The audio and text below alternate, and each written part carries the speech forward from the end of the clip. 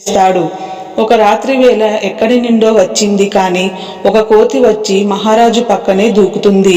ఎంతమంది భట్లు ఉన్నా తన గూడారంలోకి ఆ కోతి ఎలా వచ్చిందో ఆ రాజుకు అర్థం కాదు.